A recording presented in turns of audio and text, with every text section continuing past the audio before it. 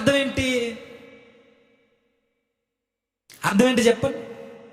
లోకస్తులు మనకి మంచి కితాబులు ఇస్తున్నారంటే అర్థం ఏంటి? ఈ వచనం చెబుతుంది, లోకం మనల్ని ఎప్పుడైతే పొగుడుతుందో నువ్వు మర్చిపోవద్దు. నువ్వు లోక సంబంధివైతే లోకం నిన్ను బాగున్నావని చెబుతుంది. మనం ఎప్పుడైతే క్రీస్తు సంబంధులమయ్యామో ఖచ్చితంగా లోకం ద్వేషిస్తుంది. అప్పుడు మీరు అనుకోవచ్చు, అంటే లోకం ద్వేషించాలి కాబట్టి ఎలా పడితే అలా మాట్లాడచ్చు. అది చెప్పలేదు ప్రభు, పైన చెప్తున్నాడు యుక్తిగా నడుచుకో. ఆ యుక్తి ప్రభు కొరకు మాట్లాడడంలో ఉపయోగించాలి. ఆ యుక్తి లోకస్తుల మర్యాదలను మనల్ని పొగడ్డానికి కాదు, ప్రభువుని గూర్చిన వార్త ప్రకటించడానికి యుక్తి ఉపయోగించాలి తప్ప లోకాన్ని మనం సంపాదించుకోవడానికి కుయుక్తులను ఉపయోగిస్తూ యుక్తి అనడం అది మంచి పద్ధతి కాదు. ప్రభు అంటున్నాడు డైరెక్ట్గా, లోకం మనల్ని ద్వేషిస్తుందని అంటే మీరేం భయపడకండి, మీకు ధైర్యాన్ని ఇచ్చే మాట, ఆల్రెడీ ముందు నన్ను ద్వేషించింది. లోకం మిమ్మల్ని పొగుడుతుంది అనుకోండి, మిమ్మల్ని అయినా నన్నైనా ఎవరినైనా, లోకం మనల్ని పొగిడితే మనకు వెంటనే మనల్ని మనం పరీక్షించుకోవాలి. ఏమని పరీక్షించుకోవాలంటే అక్కడ చెప్తున్నాడు, లోక సంబంధుల్లా ఉంటే లోకం మనల్ని పొగుడుద్ది. అంటే ఇప్పుడు బయట మనం వారితో కలిసి సినిమాలకు పోతున్నాం అనుకోండి, లోకం మనల్ని ఏమనదు. అర్థమవుతుందా? మనం సంఘానికి వస్తూనే సినిమాలకు పోయాం, సంఘానికి వస్తూనే వారితో కెచ్చా పార్టీలకు పోయాం, సంఘానికి వస్తూనే వారితో కలిసి మందు తాగితే, సంఘానికి వస్తూనే వారితో కలిసి ఆడపిల్లలు నేర్పిస్తే, సంఘానికి వస్తూనే మనం వాడు చేసే ప్రతి సంస్కృతి కార్యాలలో సాంప్రదాయాలలో మన చేతులు పెడితే లోకం ఎప్పుడు మనం ద్వేషించదు. కానీ మనకు అర్థం కావాలి, నువ్వు లోక సంబంధివి. లోక సంబంధుల్ని లోకం ఎప్పుడు ఏమన్నదో, పొగుడుద్ది నిన్ను. కానీ మనల్ని పొగడకూడదు. బైబిల్ చెబుతుంది నిన్ను ద్వేషించాలి. అలా నీ ద్వేషించాలి కాబట్టి నీ ఇష్టం వచ్చినట్టు మాట్లాడమని చెప్పలేదు బైబిల్. ద్వేషిస్తుంది ఖచ్చితంగా. ఎప్పుడు ద్వేషిస్తుంది? ఎప్పుడు ద్వేషిస్తుంది అంటే కిందకి చెప్తున్నాడు ఆయన, మీరు లోక సంబంధులైన ఎడల లోకము తన వారిని స్నేహించును, అయితే మీరు లోక సంబంధులు కారు. నేను మిమ్మును లోకంలో నుండి ఏర్పరచుకొంటిని, అందుచేతనే ఎందుకు లోకం మనల్ని ఎప్పుడు ద్వేషిస్తుంది? ఎందుకు ద్వేషిస్తుంది అని చెప్తున్నాడు. ఎందుకు ద్వేషిస్తుందంటే, లోకం మిమ్మల్ని ఎందుకు ద్వేషిస్తుందంటే, మిమ్మును లోకంలో నుండి ఏర్పరచుకొంటిని గనుక, అందుచేత లోకం మిమ్మల్ని ద్వేషిస్తుంది. ఇప్పుడు చెప్పండి, లోకంలోనికి లేదా ఈ సమాజంలోనికి మనం సువార్తని తీసుకువెళ్తున్నప్పుడు లోకం మనల్ని ద్వేషించాలా లేదా మనల్ని పొగడాలా?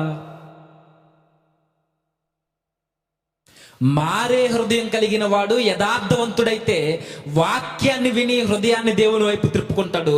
వారు దేవుణ్ణి పొగుడుతారు కాబట్టి మనుషుల్ని పొగుడుతారు. ఇప్పుడు దేవుణ్ణి అంగీకరించకుండా కేవలం మనల్ని పొగుడుతున్నారు అనుకోండి, అప్పుడు మనకు అర్థం కావాలి, మనం కూడా వారిలానే ఉన్నామని వారికి అర్థమైందని. అదే చెప్తున్నాడు అక్కడ. మనల్ని ఎందుకు లోకం ద్వేషిస్తుందంటే, దేవుడు మనల్ని ఏర్పరచుకున్నాడు కాబట్టి. లోకం మనల్ని ద్వేషించట్లేదు అని అంటే మనకు అర్థమైపోవాలి, దేవుడు మనల్ని ఏర్పరచుకోలేదేమో. అర్థమవుతుందా? దేవుడు ఏర్పరచుకుంటే వచనం డైరెక్ట్గా చెప్తుంది, దేవుడు మన లోకంలో నుండి ఏర్పరచుకుంటే లోకం మనల్ని ద్వేషిస్తుంది. ఇప్పుడు రివర్స్, లోకం మనల్ని ద్వేషించట్లేదు అని అంటే దేవుడు ఏర్పరచుకోలేదు. దేవుడు ఏర్పరచుకోలేని వాడు ఏం చేస్తాడు? ఎదుటి వారిని సంతృప్తి పరచడానికి వారికి సంబంధించిన కార్యాలన్నీ చేస్తూనే ప్రభువుని ప్రకటిస్తున్నాం అనుకుంటారు. ప్రభువుని ప్రకటిస్తే బైబిల్ అంటుంది, లోకం మిమ్మల్ని ద్వేషిస్తుంది, మతోన్మాదం. ఇక్కడ చెబుతున్నాడు, ఇంకా కిందకి చదువు, దాసుడు తన యజమానుని కంటే గొప్పవాడు కాడని నేను మీతో చెప్పిన మాట జ్ఞాపకం చేసుకొనుడి. లోకులు నన్ను హింసించిన ఎడల మిమ్మును కూడా హింసింతురు. ఈరోజు ఉన్నారండి ఈ హింసలు భరించే వాళ్ళు ఉన్నారు. మన సంఘాల నుండి వెళ్ళి హింసింపబడుతున్న వారు కూడా ఉన్నారు. మనకు చుట్టూ ఉన్న సేవకులు ఎందరో హింసింపబడుతున్న వారు నేటికి మనం చూస్తున్నాం. సువార్త భారం కలిగి యేసుక్రీస్తులోనికి వచ్చిన తర్వాత ఆయన త్యాగాన్ని హృదయపూర్వకంగా అంగీకరించిన వ్యక్తి ఊరకే నిలుచుండలేక వీధుల వెంబడి వెళ్ళి సువార్త చేసే సేవకులు చాలా మంది ఉన్నారు. వీధుల వెంబడి వెళ్ళి ఏజెన్సీ ప్రాంతాలకు పోయి వాక్యం వినబడని ప్రతి ప్రాంతానికి పోయి నశించిపోతున్న ఆత్మలను వెదకి రక్షించడానికి ప్రభు వచ్చాడన్న వార్తని లోకానికి చెప్పడానికి భుజాలను వేసుకుని వెళ్తున్న ఎందరో సేవకులు ఈరోజు వెళ్తున్నారు. వారు అనుభవిస్తున్నారు. వారు వెళ్ళినప్పుడు మీరు చూడండి, పేర నీళ్ళు జల్లేవారు ఉన్నారు, వారు వెళ్ళినప్పుడు వ్యతిరేకించేవారు ఉన్నారు, బూతులతో దాడి చేసేవారు ఉన్నారు, కొట్టిన వారు ఉన్నారు, తిట్టిన వారు ఉన్నారు, అన్ని విధాల సేవకుల్ని హింసించేవారు చాలా మంది ఉన్నారు. ఎందుకు నచ్చట్లేదు వారికి వీరు? ఎందుకు ఈ సువార్తకి, ఈ వీధి సువార్త చేసేవారు, గ్రామ సువార్తలు చేసేవారు, ఏజెన్సీ సేవకులు ఈరోజు సమాజానికి ఎందుకు నచ్చట్లేదు? కారణం బైబిల్ చెబుతుంది, లోకానికి వ్యతిరేకంగా లోకాన్ని రక్షించడానికి వీళ్ళు ఆ భారమైన సువార్తని భుజాన వేసుకుని వెళ్ళి చెబుతుంటే లోకానికి నచ్చదు. ఎందుకు నచ్చదంటే వీరు దేవుని చేత ఏర్పరచబడ్డారు కాబట్టి, వీళ్ళ లోక సంబంధులు కాదు కాబట్టి. వీరినే తిడతారు, వీరి మీదే తాడులు, వీరి మీదే హింసలు. నిజంగా లోకం చేత మెప్పు పొందుతున్నాము అని అంటే దేవుడు మనల్ని ఏర్పరచుకోలేదని మనకు అర్థం కావాలి. బాధాకరమైన మాట ఏంటంటే, ఇలా వీధి సువార్త చేస్తున్న వారిని కూడా క్రిస్టియానిటీలో ఉన్న కొందరు అవహేళన చేసి మాట్లాడేవారు ఉన్నారు. వీధి సువార్తలు చేస్తున్న వారు ఏజెన్సీ ఏరియాలకు పోయి ఇంటింటికి పల్లెకి సువార్త చేస్తున్న వారిని అపహాస్యం చేసేవారు కూడా ఉన్నారు. అంతకన్నా దారుణం ఏంటండి? వారు హింసింపబడుతున్నారు, అగౌరవపరచబడుతున్నారు అంటే కారణం వారు ఏదో చేయడం వల్ల కాదు, కేవలం క్రీస్తుని ప్రకటించడం వల్ల హింసింపబడతారండి. ఇది ఎందుకు జరుగుతుందంటే, మీకు నేను యజమానునైతే నాకే జరిగింది అవమానం, మీకు జరగడానికి పెద్ద ఏముంది? మీరు నా సేవకులైతే, నేను మీకు యజమానునైతే, మీకు గురువునైతే నన్నే హింసించింది ఈ లోకం. యేసుక్రీస్తు వారిని ఆ రోజు హింసించలేదా?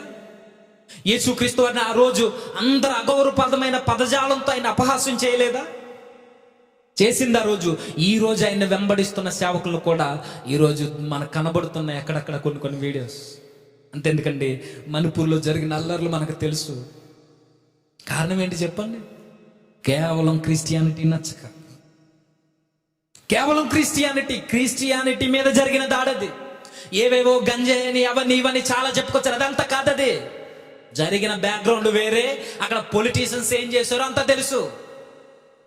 కేవలం క్రిస్టియానిటీ మీద జరిగిన దాడి.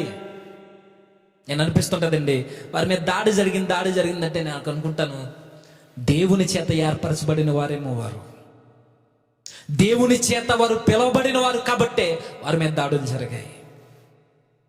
ఆ దాడులలో వారు ధన్యులయ్యారు. ఈరోజు ఈ భారం ఎక్కడుంది చెప్పండి? క్రిస్టియన్ అంటే ఈరోజు క్రైస్తవ్యం అనగానే ఈరోజు చాలా చాలా చులకనైపోయింది. సమృద్ధి కొరకు మాట్లాడే వీరు ప్రభు ఇచ్చే దీవెనల కొరకు మాత్రం మాట్లాడరు. ఆత్మీయ దీవెనల కొరకు నేను మాట్లాడుతున్నా.